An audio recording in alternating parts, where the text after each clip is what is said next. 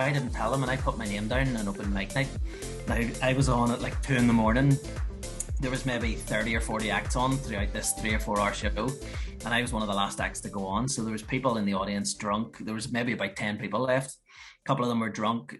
There was a couple who I think were flat out sort of kissing each other and all, and there was a fella sleeping, and it was like just everything you would expect out of like a comedy sitcom. And I got up and my legs were shaking. I couldn't speak. My throat was so dry. My mouth was so dry. I was just a bag of nerves. And I came off stage and I was like really disappointed in myself. Thank you very much for coming on the podcast, mate. I'm really excited for this one. We're talking off air. Listen, I know you're a big Liverpool fan. I'm a big Man United fan. No better way to start the conversation. What's been going on for both of us? I don't know. It hasn't been the best of starts, like especially for you guys. But I think with us, we've just sort of hit a little blip. Maybe we've got our bad form out of the way early in the season. But I think you guys are screwed. Like I don't know. United need an overhaul of just a whole new squad, I think. See, I think, like you said there with Liverpool, it's a blip. You know what I mean? But I can't see the end for us. Yeah.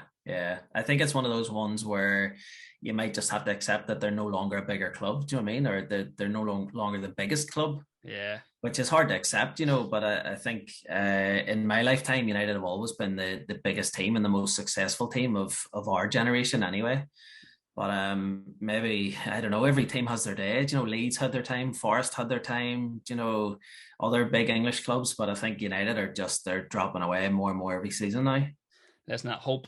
Like, see when you said that, I was like, I'm not accepting that. There's no chance I'm accepting that. And I hear it all the time, but there's no chance I'm accepting the Man United aren't a big club anymore. Do you know what I mean? So Fingers crossed we get some sort of an idea before this and going to the match on Monday night. Honestly, if you said to me right now, take it 2-0 Liverpool, I'll probably take it. Really? It's that bad? I think we're going to get hammered. Yeah. I think you have every chance of getting hammered. Like, definitely it's the United defence, the goalkeeper, just they're shambolic. I watched Match of the Day on Saturday night and I knew the score of the United game, but watching it, I was beyond cringing. I'd exceeded the laughter element, and I was like, what is actually going on? This doesn't seem like real life. Just shambolic. It was awful. I was in bed for honestly. As soon as the match ended, I was like, I need to go to bed because I'm gonna Facebook. My phone was cracking up. You can't actually. You're just trying to send everything across, but you can't get a. You know what I mean? I was cracking up. Yeah. With football, it does this to you. That's it. Do you know what? United could win the next 2 or 3 games after Liverpool, obviously, but they could win the 2 or 3 games in a row and everything seems fine again. Do you know what I mean? I can't even remember off the top of my head, but I'm pretty sure it's something like Liverpool and then we play Leicester away. One of those games. Mm-hmm. They're not easy games. I think Southampton away or Southampton at home. Maybe listen, I can't remember off the top of my head. But the game, it's Leicester away next weekend. I can't even see anything there either. I don't know. I just don't know, mate. Yeah. I don't know. I think Southampton's a guaranteed 3 points for everybody. But Leicester's going to be a tough one for you. It's like, who do you think will win the league? Oh, City. I think I would, if I was a bookmaker, I'd have paid out already. I'm sure. I think that they'll walk it again. Just nobody comes close to them. I think we do end up thereabouts. But the season before last, we seemed to have a season where we were just dogged with injuries, and I feel like this is where this season's going to go as well. It's just our luck. But what do you do? I think with City at the minute, they're already obviously depending how Monday night goes. Hopefully after Monday night, we've got something off you, and that would be City, 6 or 7 points ahead. Like, it doesn't seem like a lot. It's early on, but with City at the minute, with Haaland, with the depth they've got, it's hard to look against that, like, isn't it? Yeah, exactly. But even you saying, hopefully City get a result, do you know what I mean? That doesn't sound like a United fan talking. No, sorry, what I meant to say there was hopefully we get a result against Hughes. Yeah. But at the same time, I don't know. Listen, it's football's it's a mad sport. You played a bit of football, didn't you? I remember I was listening to a podcast and you played a bit of football. Yeah, I played a little bit. I've played actually the past 2 nights. Like, I just played a 5-a-side indoor last night, and then the night before I play for an over 35s team, Oxford Sunnyside. And it's pretty much just for camaraderie and fitness and things like that. But it's still tough. Like, I realized recently that I'm not going to make it in the Premier League, and it hurt for a few days. I'm not going to lie. I think even when you're playing 5-a-side, you're thinking, but if there's a CCTV camera and there's a scout watching, you always have it at the back of your mind that there's this small possibility that somebody's going to see something you do and snatch you up. But those days they're sadly gone now, I think. Yeah, we played against Sunnyside last season in the Irish Cup, and actually played in pre-season. There's a fella, I don't know if I assume he doesn't play for the 35s, but Peter McCann. Is he the manager or a He's the coach or a coach, player coach? but I think he's near 40, and that fella, he's what a brilliant. player! What a player! I think he played for Blackburn, didn't he? I think he did. Yeah. But you can see those types of players. Like I know Joe Mark Wilson used to play for Portsmouth and Stoke. Yeah, centre back. He came back one summer, and he's from like the little village where we're from, Acagallon, and we asked him to play for our team one day, like just I think it was like summer league or something, and he was phenomenal, you know. And for somebody who he's had great success, he hasn't won trophies or anything, but he's had a career that you could be only proud of. But you imagine how scary the likes of like Salah and Ronaldo and stuff are. You know, I've always loved the idea of dressing them up and a bit of prosthetics and throwing them in some Sunday league game in England and just sort of seeing the difference. But the quality is just, it's outstanding. Like, it's nuts. Like I always say, you always, like, I'm watching Maguire playing, I'm giving Maguire a stick, and I'm like, if I was marking Maguire, I wouldn't give a touch. You know what I mean? I know. Well, maybe Maguire you would, but not many others. I do look at some players and I'm like, I don't care if he's playing Lisbon League or he's playing Premier League, that fella isn't good enough. And I just believe that with Maguire. I don't know. Maguire is hard to watch. What was the 80 million? 80 million. But he doesn't put the price tag on his head. I understand that. But at the same time, I was actually speaking to someone last night and they said to me, you need to give Maguire a break. You know, Leicester used to play on the edge of their box and Man United are trying to high press. And I'm like, I don't care if you're paying 80 million for someone, needs to adapt. Yeah. A defender's a defender. Do you know what I mean? Yeah. Central defender, you do your job. It's the minimum that's expected of you. And he's a laughing stock. Like he's so bad.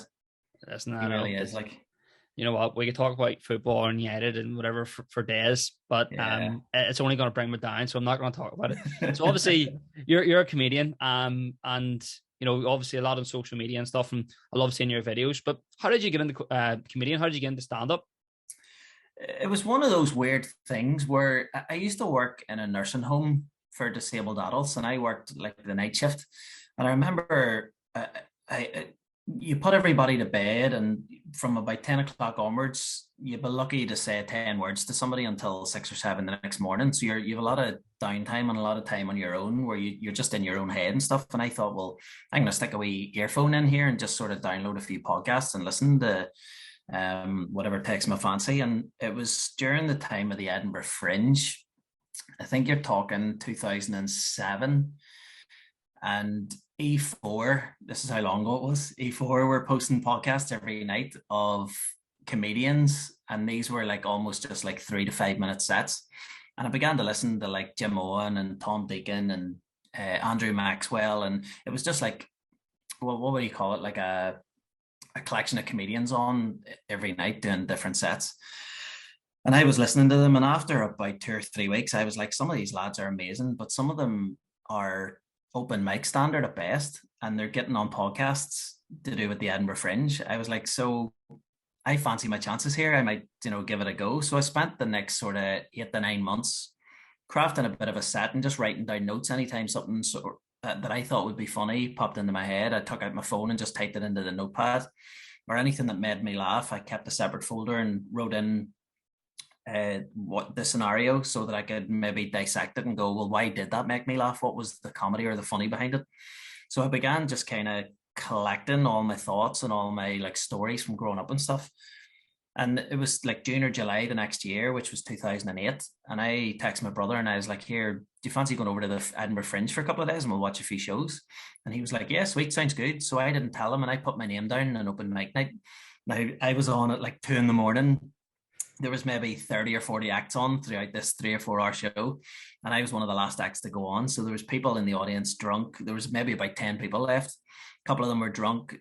There was a couple who I think were flat out sort of kissing each other and all. And there's a fella sleeping. And it was like just everything you would expect out of like a comedy sitcom. And I got up and my legs were shaking. I couldn't speak. My throat was so dry. My mouth was so dry. I was just a bag of nerves. And I came off stage and I was like, really disappointed in myself, thinking I could have done better. You know, there's nothing to be afraid of over here because nobody knows who I am. I could simply just go home after this and just sink back into everyday life, and nobody would even know I did stand up. So I kind of felt a wee bit disheartened. And the next day I went to see a few more shows and I was inspired again. I was like, I'm going to get up again tonight and give it a good shot. And I began to like sort of blame the audience and be like, oh, they were drunk and it was too late. And, you know, I need to go on earlier in the night. So I found another open mic night and I went in and I ended up doing like 20, 25 minutes just to try and redeem myself when I was only supposed to do 5 or 6.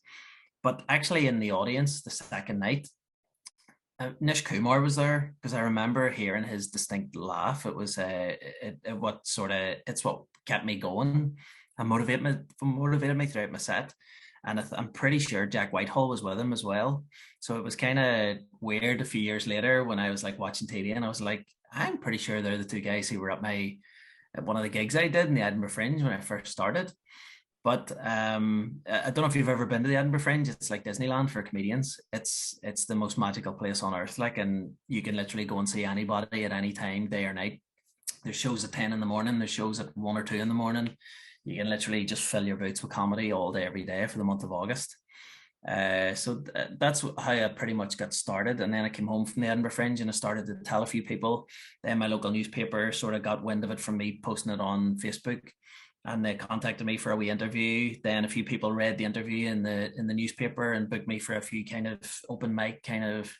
There was a few concerts and things on. They were like, "Do you want to MC it and tell a few jokes in between the bands?" And that's what I did, and it pretty much just grew from there. Then it's amazing. I think that's nuts. Like, to be honest, just listening, you obviously started off and like 8 people there and working up. What's that like? I've always wondered that. That must be awful. Like, not awful. You have to do those yards, but stand in front of a crowd and fine right, these boys are blinded or whatever. They're not they don't care less. But what's that like? It's quite disheartening. It really is. It's a knock to your ego. You know, it can be really kind of, you question everything when you do gigs like that. And thankfully I'm at the stage now where I don't really have to do anything like that anymore, which I'm so grateful for. But they're not enjoyable. Nobody gets anything from it, you know, especially as a comedian or an entertainer or a performer. You know, you're pretty much just holding a microphone and saying your lines. But I mean, it's pointless if nobody's listening, or it's pointless if it's not going down well. You know, nobody gains anything from it. So what is the point? But I mean, for me back then, it was all experience. I feel like a lot of the acts coming through now, it's almost like they don't know they're born. You know, I'm sitting here like an old man going, oh, back in my day, we had to drive to Donegal and do a 4-minute set for 20 quid and all this here. And nowadays the acts are just messaging a comedian and they're getting up on a almost professional bill, and the audience are in the palm of their hand, and it's so much easier. I feel like from when we all started, the likes of me and Mickey Bartlett, Shane Todd, Colin Gaddis, we all kind of like started around the same couple of years. So I kind of feel like we all are the OGs in a way. We're like we earned our craft, you know, whereas a lot of guys now are maybe posting videos on social media and they're selling out shows before they've even did stand up or held a microphone. So it's weird in that way, but I'm kind of proud of where it's all came from, you know, and I've definitely earned whatever I achieved from my career going forward because of that. I can imagine some of those shows traveling to Donegal and getting 20 quid. I'm sure there's some stories there. They're brutal. They really are. Even like when I first started doing stand-up, I couldn't drive and I lived in Lurgan. So the only way I could do gigs was if I went round just the bars in my area and go, can I do gigs? And then I would just walk into the bar and do the gig that night and then just walk home. So Belfast was kind of like out of reach for me because you would have to get the last train home and things like that. And then I was like, just if I can gig in my hometown, then I can maybe earn my stripes here, and then when I go to Belfast, I'll be bigger and better. And I literally went around every single bar in Lurgan doing gigs over the period of about 2 years. And we had the likes of Shane Todd and Mickey Bartlett and all, like see the acts that I've had in Lurgan doing gigs, like Kevin McAleer and Foil Arms and Hog and stuff, and names that would blow your mind. But it's a weird one. Like it really is. It's just, I feel like for me, it just had to be done. You know, that's where I got to where I am today because of just that hard work I think that I put in at the start. Definitely. I think you have to do those yards. Obviously, you would know obviously better than me, like, but you have to do those yards. But like, Do you go to much comedy? Do you go to yeah. many gigs or anything? Do you know what? Yeah, I've been to quite a few. And funny story, actually, this time last year, I was saying to my girlfriend, it was this day last year we were over in London and we went to the comedy. It's a secret comedy club. Have you heard of a top secret comedy club? Top secret, yeah. Class within there, and you no idea who was on, and Kevin Bridges was on. Funny enough. Class. Yeah. So that was amazing. Yeah. But yeah, listen, if we're going to see Kevin Bridges again here.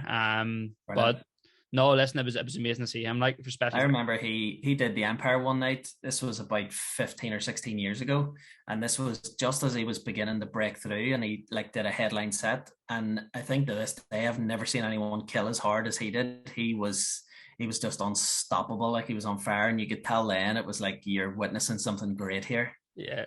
So he said something last year, and it was in London, and he mentioned something about Protestant and Catholics. No one even laughed. And he just goes, rub that off.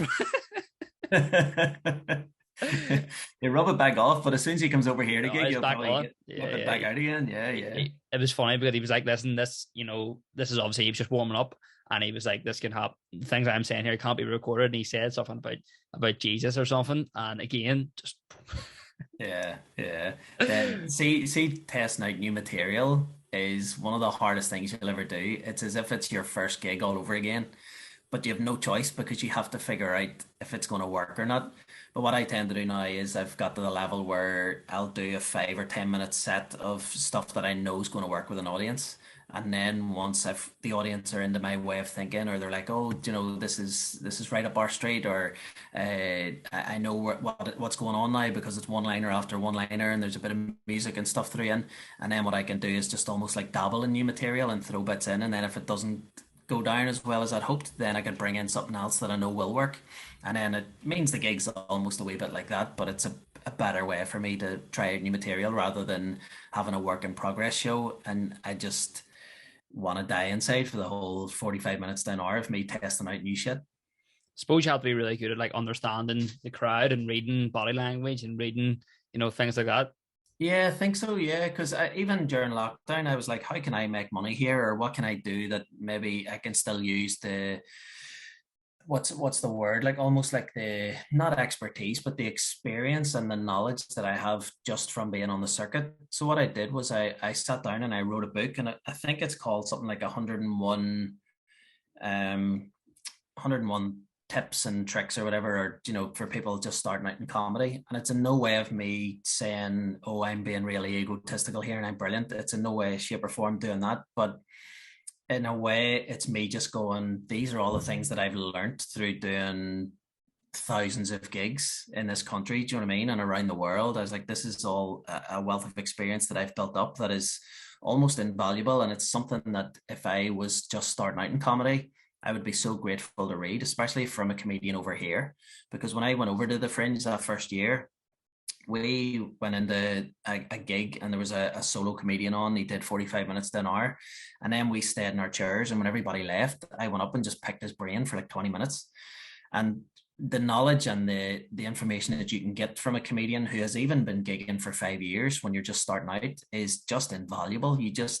Everybody when they're starting out contacts loads of comedians and goes, do you have any tips? Is there something you can tell me that'll help me calm my nerves or whatever? So I just put this book together over lockdown and just put it out on Google Store and whatever, iTunes and things like that, or whatever the equivalent is of the Play Store on iPhones. So it's been doing really well, which is good. And I wanted to put that together just so that if anybody was to contact me, because I probably get about 5 to 10 messages or emails a year of people going, I'm thinking of doing my first gig, is there anything you can tell me, or is there anyone you can put me in contact with or whatever? And then I just go, well, here, check this book out. It's on Google, so it's like £2 or £3 or something, and it'll tell you everything that I could possibly tell you in an email and more. Yeah, well, I'll fire it below in case anyone wants it or whatever. People can pick it up from there. You mentioned lockdown there. What was that like? Going from standing up and not being able to go anywhere. It was a weird one. I almost feel like every year in my career that I go through maybe 1 or 2 crossroads where I'm like, what am I doing? Why am I doing this? Is it paying off financially? Am I getting to where I want to be? Do I enjoy it as much anymore? Do I even want to do this? But I think since we've come out of lockdown and the pandemic is almost over, if not entirely over, I've developed a new kind of love for stand-up, and it is my bread and butter, and it is something that I think I'll cherish going forward. Whereas I didn't appreciate it as much before lockdown. It was only when the comedy clubs all closed and we couldn't do what we do that everyone was like, what the fuck do you do next? Where do we go from here? Do you know? And there's only so many Zoom gigs and stuff you can do, but you need the intimacy and the closeness of an audience, and you need to be able to react. And you know, there's things that happen in the news or things that happen even in the room that people leave afterwards and are like, that was brilliant because we all experienced that together. You know, we were almost like this one big club, whereas you couldn't go home and tell somebody about what happened because you just had to be there. But to get back to your question, yeah, lockdown was it was intense at times. It was I almost preempted it because we watched a lot of the news building up to schools closing and things like that, and we knew that schools were going to close. So I took my kids out of school maybe a week or two early, but we started to lose loads of work, and there was loads of things that we were maybe paid to make or paid to put on somewhere, and they were all getting pulled, and people were being like, oh, we're too afraid that COVID's going to shut us down, so we're going to close it down on our terms rather than have to wait and the government close it down and things like that. So when we started to lose thousands and thousands of pounds in work and, you know, hours and days and weeks of work that we had built up on our diaries, we were like, right, get the kids out of school, let's batten down the hatches, and we'll just focus on being happy and being a family and working on our fitness and things like that, you know, that you don't normally get an opportunity to maybe focus on.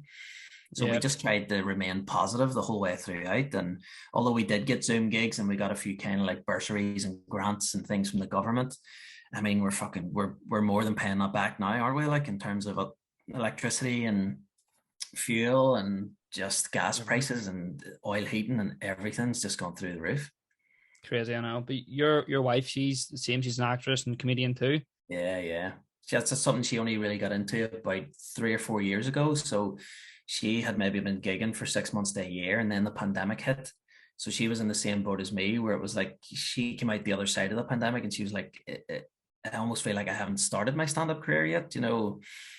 So she was getting bits and pieces as well of like filming at home and things that I was sort of helping her do, and she was still getting auditions and self-tapes and stuff, but it's trying to juggle that. It would be different if I was the sole performer in this house and she worked in an office or got to work from home, and then we still had that wage, but the two of us were almost in the same boat where we felt like we'd both lost everything.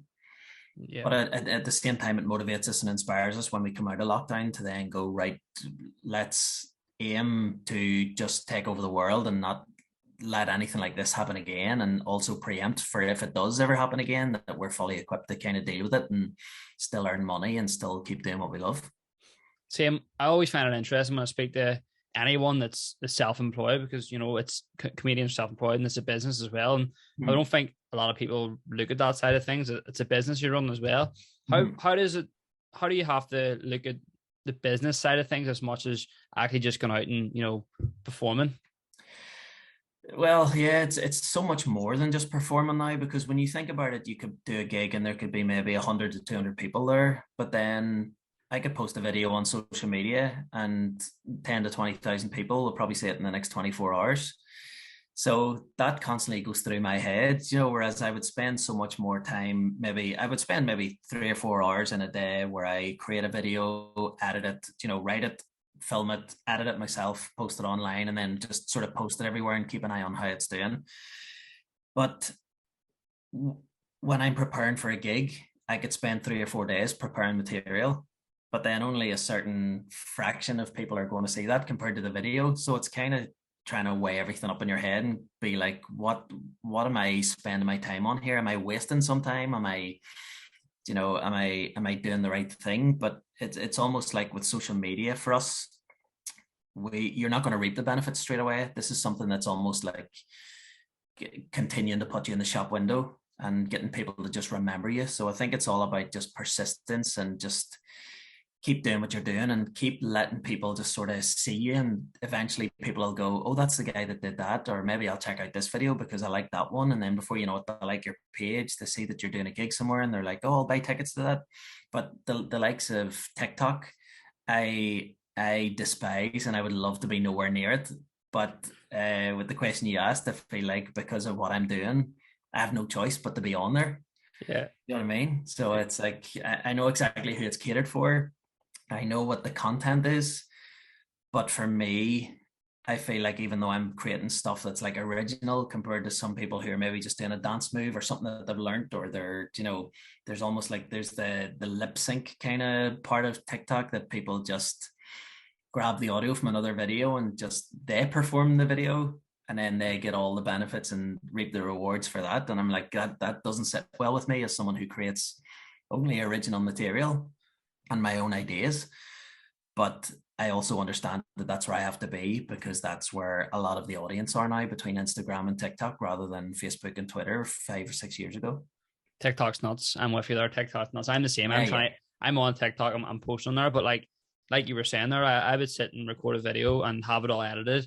And like a video I recorded took me 7 seconds to record. I literally replied to a comment and it blew up.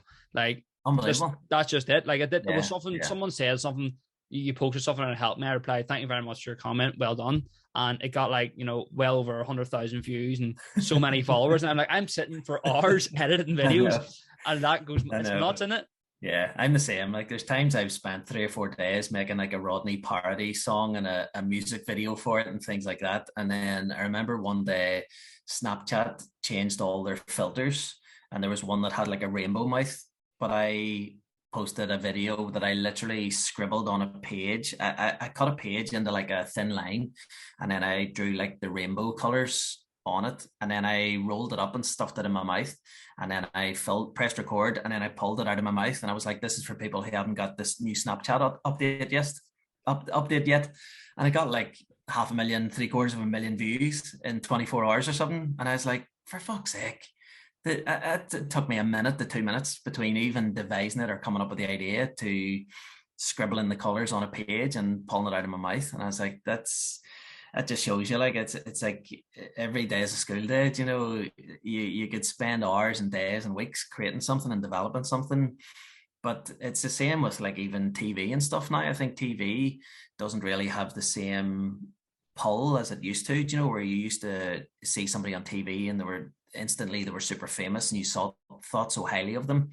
Whereas now everything's social media. Everyone has their own almost TV show in the palm of their hand on their phone. It's what you do and what you create that sort of makes you a star, or puts you out there, or puts you in the shop window. So it's definitely a weird one, isn't it? Like, it's interesting. It's interesting you said about TV. I actually haven't thought about that before. But I suppose you're right, because now it's like TikTok and podcasts and whatever else. I suppose you think of many TV channels there are now. Do you know what I mean? There are thousands, and then you think of how many YouTube videos there are. You think of how many people you've subscribed to on all your different sort of channels or social media apps or whatever.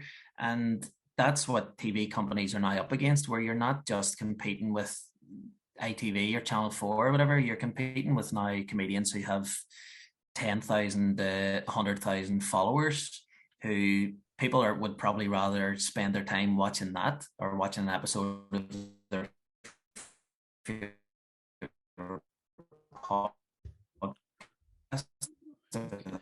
comedian or whatever than watching some Dr. the River Foyle or something. If you just got some really bad news. Sorry. No. I lost you there. I could hear you, but I couldn't see you. And I was trying to figure out, is my connection going? But we're all right. No, sorry. You're right. Okay. But no, you're right. Like, yeah, you can tune in to whoever you want. And like those boys, like even off the top of my head, like listen to the fellow who's talking about Man United news, just for example, who's got 1.5 million subscribers. And he's talking about the news that's happening right now. Are you going to tune into him, or are you going to tune into Sky Sports? Do you know what I mean? Yeah, that's it. Everything now is so specific, where you could, I could go onto my phone now and listen to 10 different Liverpool like podcasts in a row. Do you know what I mean? Whereas before you had to watch the sport that was on after the 10 o'clock news at night. So you had that 30 seconds hoping that something was mentioned about your team. Whereas now you have the likes of Sky Sports News, as you say, you have LFC TV and MU TV, and you have all these people on YouTube who are constantly providing content of transfer news and injury updates, things like that. And, you know, the world is just full of content now. So I think TV has lost that little bit of, I'm going to say the word prestigiousness, but I don't even know if that's a correct word, but you obviously know what it means anyway. I know what you mean. I'm not going to correct it because I have no idea either, but I know what you mean. Like, yeah, so although TV could still be a well-paid job, I think it's lost a lot of prestige in a sense over the last few years because of the power now of social media and TikTok. And you see even couples and stuff now, and we're the same. We would put on a show and 10 minutes later, we're flicking through our phones. Yeah. You know, it's our attention span is just shrinking and shrinking and shrinking as days go by. Yeah, the only thing I can watch on TV, and it's not even that, it's Netflix. Only series I can watch. Girlfriend Cracks Up, Office, the American Office. Like, that's the only thing I can watch. Amazing, have a laugh. One of the best TV shows ever made. Yeah, unbelievable. Yeah, unbelievable. I actually says to my wee lad, my son's 13 and he's watching The Big Bang Theory, and he must have seen it 6 or 7 times in a row. And I says to him last night, I says, "Here, Tom, how would you like to earn a $5 just watching money?" And he goes, yeah, definitely. And I goes, right, start watching The Office, and when you get to season 3, I'll give you a $5.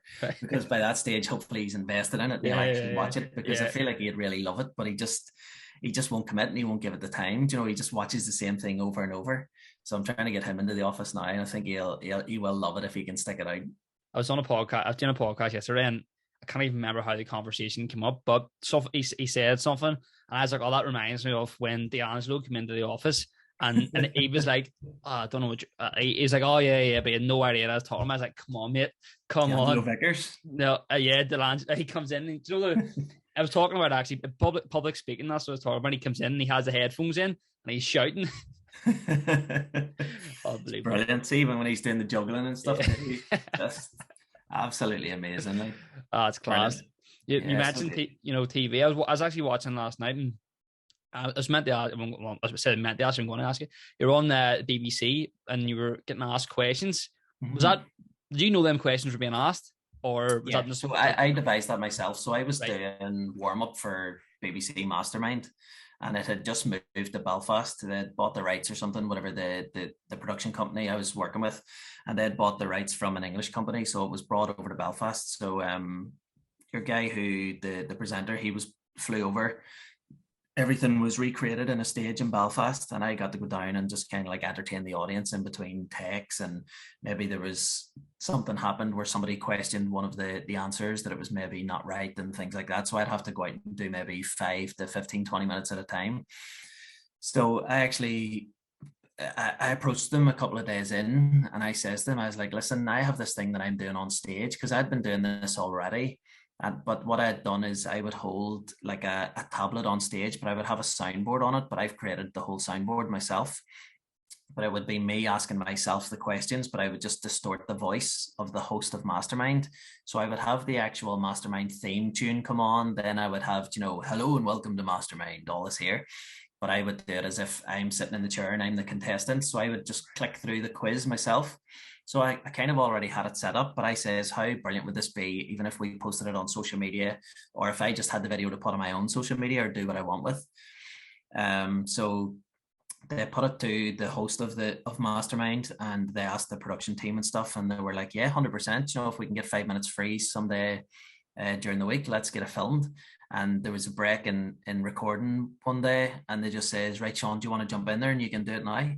And I was like, fucking hell, all right. So they already had the Mastermind cards printed out, which I have at home, which are brilliant to keep. And I just sat in one of the contestants' chairs, and they stepped out for a minute, and we did it in one take, and I just sat down and we just rifled through it. So they're all my original jokes that I'd created myself.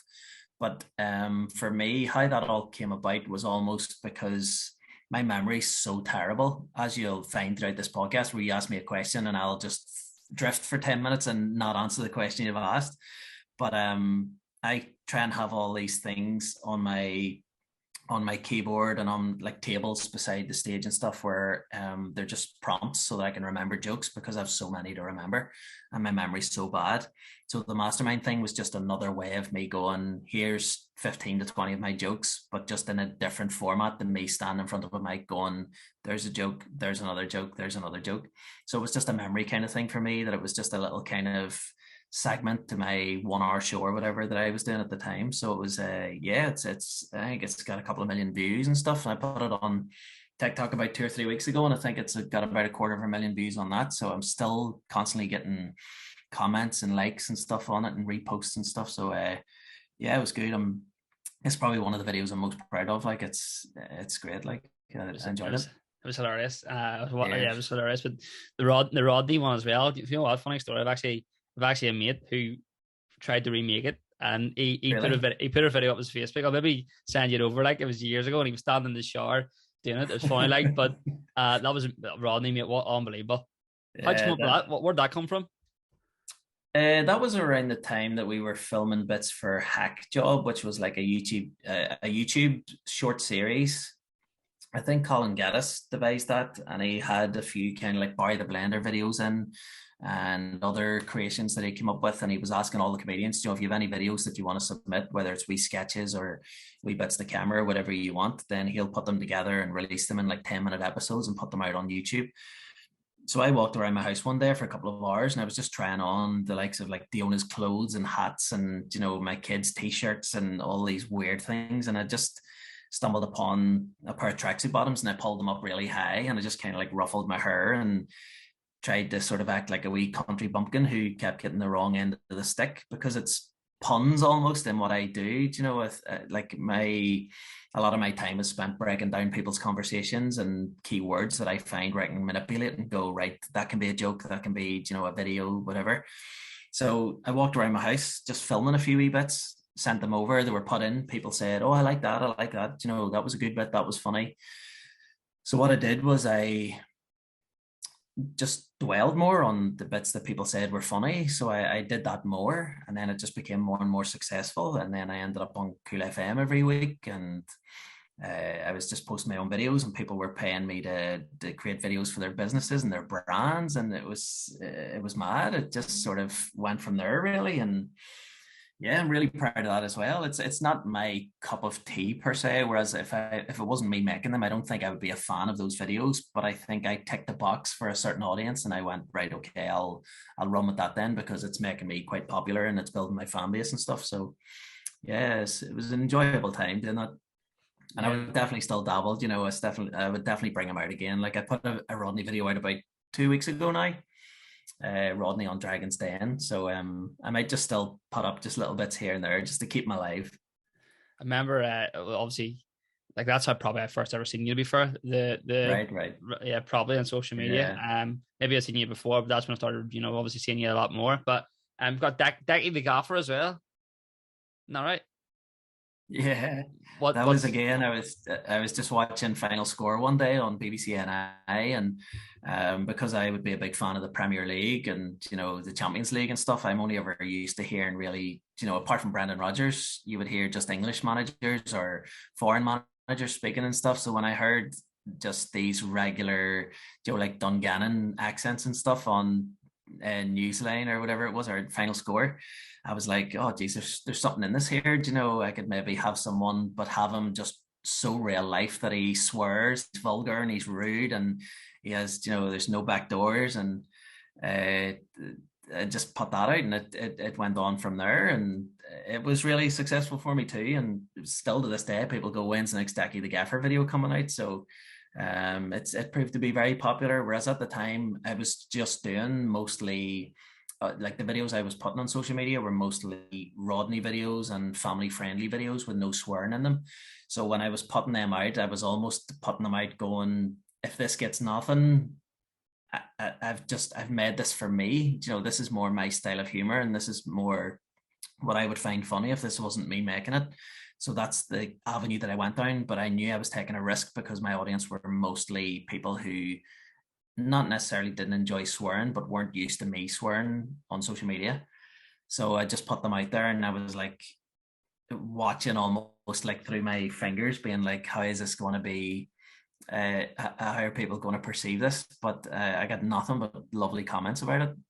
And still to this day, people go on, you have to make more, you have to bring him back. But it's just about trying to figure out, because I'd created like a full fantasy, like football team with all these made up players like Elvis Fitzpatrick and things like that, of just names that I just devised myself. So I got to the point where I was talking about then, Will Smith being slapped, or Will Smith slapping Chris Rock, and I was talking about kind of like showbiz news and things like that. So I got to the point where I was like, I don't really know where to take this anymore. So I just stopped and started doing other things.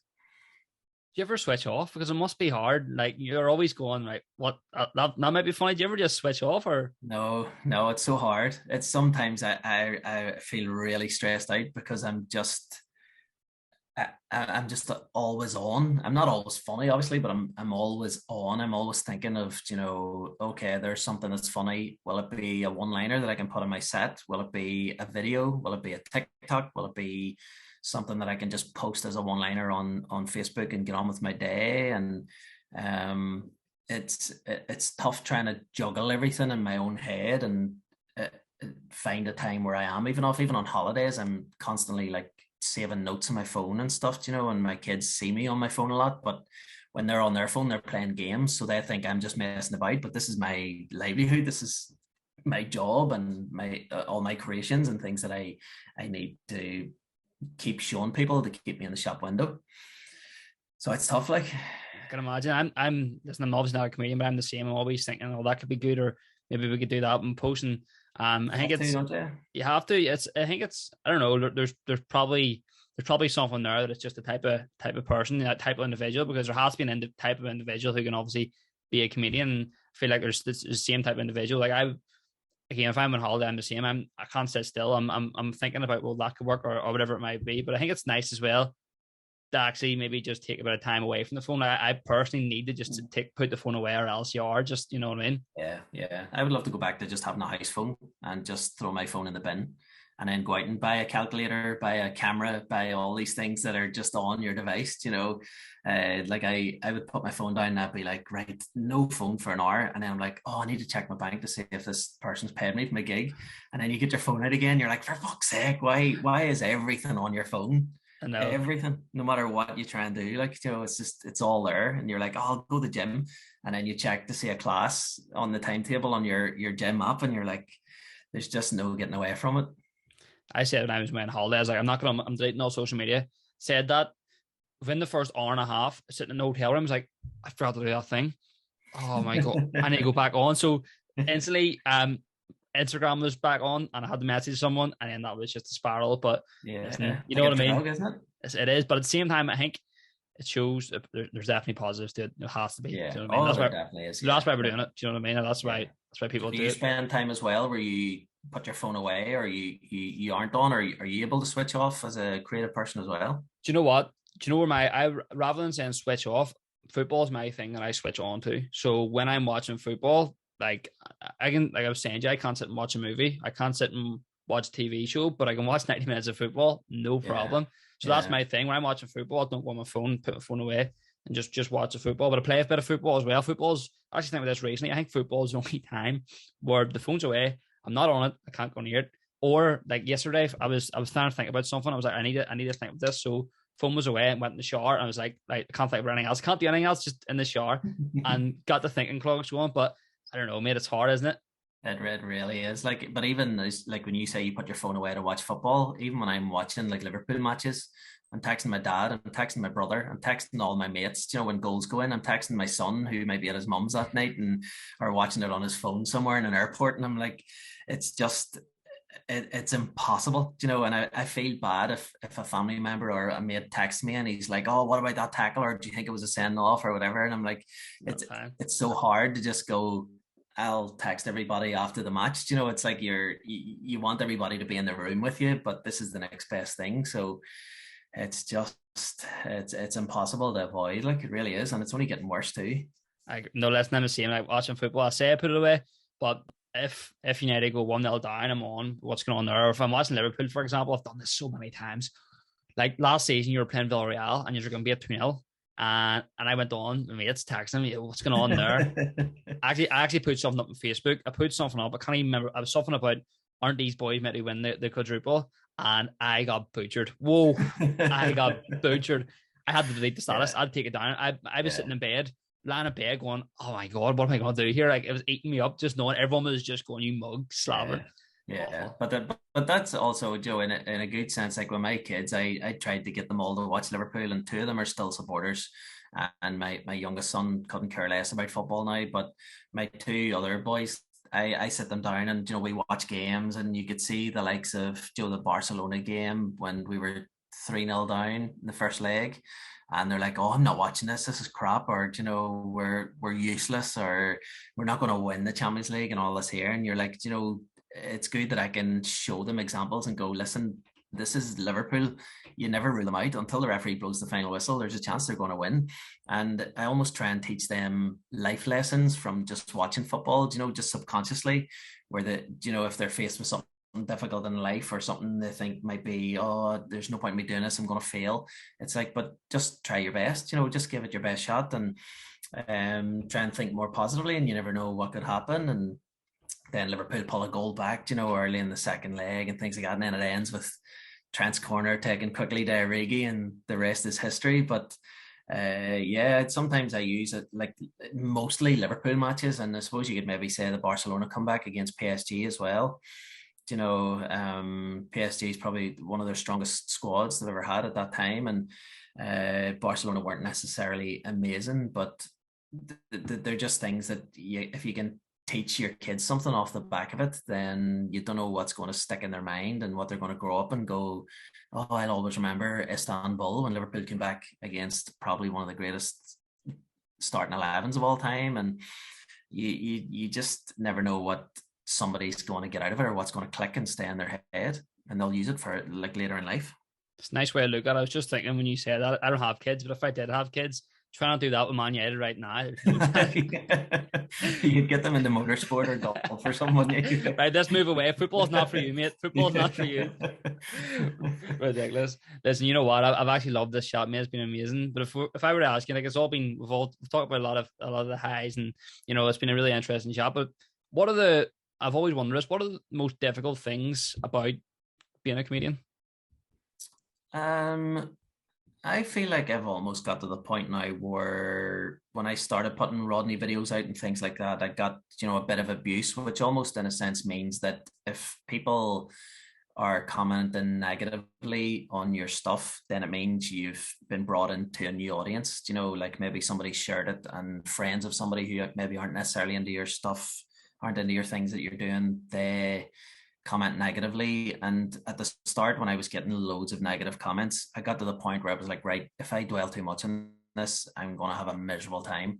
And I go through phases even now where you'll see me post 10 to 20 videos in the space of a month or two, and then I'll be nowhere to be seen for a month or two because social media has just sucked me in and it's became too much and I need to come off it. But having to deal with that at the start was quite tough. And I got to the point where when people were, even now, I suppose, when people message me really nice comments, and I get them all the time, and I'm so grateful that I do get them, but they almost mean nothing to me now, or I can't dwell on them, because I know that if I dwell on them, then I'm going to dwell too much on the negative side of things too.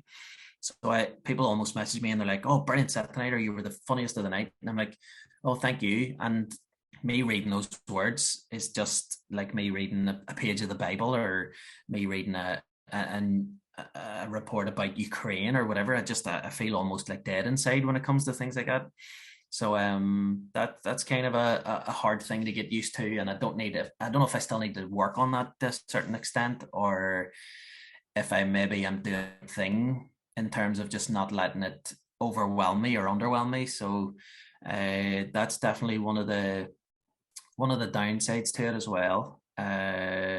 Another thing is just in terms of the whole social media thing, you have to move with the evolution of the world. It's not just, you can't just get up and tell your jokes anymore. It's so much more than that. When you're, even like Diona would say to me, when production companies or when agents or casting agents are contacting her about doing gigs about doing TV shows or whatever, they're looking at your social media presence to see how big you are, because they know that if you have a big following, then that following is going to be free advertising for their TV show. So that's a crap thing too, like, but to still be doing gigs and to have the life that we have now post COVID is something that I won't take for granted anymore. So I think if anything's came from the pandemic, it's that I've found a new love for stand-up, and I know how much people, like, how would you put it into words? I know how much people depend, not on me, but on people in my industry and my peers to bring them out of a bad day or a bad time in their life or whatever. So I know that a lot of comedians have just catapulted since the pandemic because of what they've done for people who have been in a dark space, or who have had a really terrible time, whereas it makes you just kind of switch off and laugh and just do something different in your day. So there are good and there are bad things that come with doing what we do, but at the minute I wouldn't change it. It's brilliant. I'm loving it. So if we were to end it on what are the positives, what's the best things about being a comedian, what would you say? Being the fact that you can just go out in the crowd and go, shut up, you ugly bastard, and that's my work and I get paid for that, where you couldn't necessarily go into Charlene, who's answering the phones in your work, and just go, Charlene, shut your mouth, you ugly bastard. You'd be in for a disciplinary hearing within minutes, I'm sure. Yeah. So there's that kind of freedom that you almost have to kind of pinch yourself at times and be like, is this really what I do? Is this really what I get paid to do? Like, I went to school and I was so shy and I wasn't the funny guy. I wasn't the class clown. I was in my shell, and I was afraid of telling anybody who I was or my name, or, I didn't want anyone to know anything about me. Whereas now my life has went 180, where I need everyone to know who I am if I'm going to be successful, or if I'm going to make money and continue to make an income doing stand-up. So it's that was definitely something I had to really struggle to get used to. But what we do is it at times it's almost not even like a job. It's not even like work. When you're having a good gig, when you've put in the groundwork, and when people are there specifically to see you and they've followed you for years, there's no greater feeling of going out on stage and knowing that you've already won them over. You just have to continue at this kind of level where they laugh at all your stuff and get a photo with you after, or whatever it may be. So it's they're definitely blessed in whatever way you want to put that in anyone's own religion, but we're definitely blessed to be doing the things that we do compared to the shit jobs that I've done in the past, and I'm so grateful that I'm now doing something I love. Do you think you became a comedian? I was meant to end it there, but do you think you became a comedian because of being a shy kid you mentioned? Just always had? Yeah, I think so. Yeah, I went through life at the beginning, like, really just not. This is nothing against my parents, but I was raised to, like, I was told every day, this is what you're wearing, this is what you're eating, this is where we're going. So it took me a long time to even develop my own thoughts and understand that how would I say it? I can make my own decisions, and I can, like, almost like validating myself in a way. What'd you ask me again? Do you think being a shy kid is what got you into being a comedian? Yeah. So I used to be a water sports instructor, and my dad and my brother, I heard them talking one day, and they were like, oh, he's never gonna stick at the course to be a water sports instructor because he hates cold water, and it was like the winter time and it was freezing every day, and anytime we went to the beach and stuff as a kid, I wouldn't get in because it was cold, whereas my two brothers were diving about and splashing each other and stuff. So I think from that period on, I used that as like ammunition of me going, right, I'm going to prove everybody wrong. But at the same time, I wanted to prove myself right, and I wanted to prove to myself that I could do anything that I put my mind to.